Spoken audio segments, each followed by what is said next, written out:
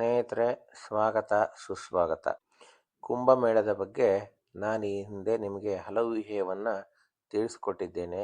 ಕುಂಭಮೇಳ ಅಂದರೆ ಏನು, ಯಾವಾಗೆಲ್ಲ ಆಗತ್ತೆ, ಯಾವ್ಯಾವ ಸ್ಥಳಗಳಲ್ಲಿ ಕುಂಭಮೇಳ ಎನ್ನುವಂಥದ್ದನ್ನು ಆಯೋಜನೆ ಎನ್ನುವಂಥದ್ದನ್ನು ಮಾಡ್ತಾರೆ, ಅದೆಲ್ಲವುದನ್ನು ಕೂಡ ತಿಳಿಸ್ಕೊಟ್ಟಿದ್ದೇನೆ.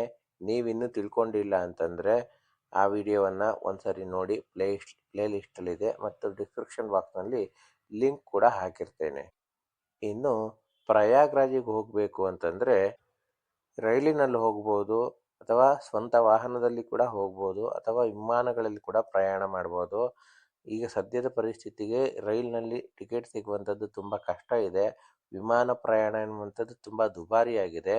ಅದಕ್ಕೋಸ್ಕರವಾಗಿ ನಿಮ್ಮ ಅನುಕೂಲಕ್ಕೆ ತಕ್ಕಂಗೆ ಹೆಂಗೆ ಹೋಗ್ಬೋದು ಅಂತೇಳಿ ನೋಡಿಕೊಡಿ. ಇನ್ನು ಉಳ್ಕೊಳ್ಳೋ ವ್ಯವಸ್ಥೆಯಲ್ಲಿ ಮಟ್ಟಿನ ಹೇಳಬೇಕು ಅಂತಂದರೆ ಅಲ್ಲಿ ನಿಮಗೆ ಒಂದು 10 ಮಠಗಳ ನಂಬರ್ ಎನ್ನುವಂಥದ್ದನ್ನು ಕೊಟ್ಟಿರ್ತೇನೆ.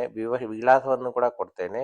ಅಲ್ಲಿ ಯಾವುದೇ ರೂಮ್ಗಳನ್ನು ಬುಕ್ ಮಾಡ್ಕೊಳ್ಳಲ್ಲ, ನಾವು ಹೋಗಿ ಕೇಳಬೇಕು. ಖಾಲಿ ಇದ್ದರೆ ಕೊಡ್ತಾರೆ. ಫೋನ್ ನಂಬರ್ ಕೊಟ್ಟಿರ್ತೇನೆ, ದಯವಿಟ್ಟು ಕೇಳಿಕೊಂಡು ಹೋಗಿ. ಮತ್ತು ರೈಲಿನಲ್ಲಿ ಹೋದರೆ ಎಲ್ಲಿಂದ ಹೋಗ್ಬೋದು, ವಿಮಾನದಲ್ಲಿ ಎಲ್ಲಿಂದ ಹೋದರೆ ಹೋಗ್ಬೋದು, ಎಲ್ಲವುದನ್ನು ಕೂಡ ನಿಮ್ಮ ಮುಂದಿನ ವಿಡಿಯೋದಲ್ಲಿ ತಿಳಿಸ್ಕೊಡ್ತೇನೆ. ನೀವಿನ್ನು ನಮ್ಮ ಚಾನಲ್ಗೆ ಸಬ್ಸ್ಕ್ರೈಬ್ ಮಾಡ್ಕೊಳ್ಳಿಲ್ಲ ಅಂತಂದರೆ ದಯವಿಟ್ಟು ಸಬ್ಸ್ಕ್ರೈಬ್ ಮಾಡಿ.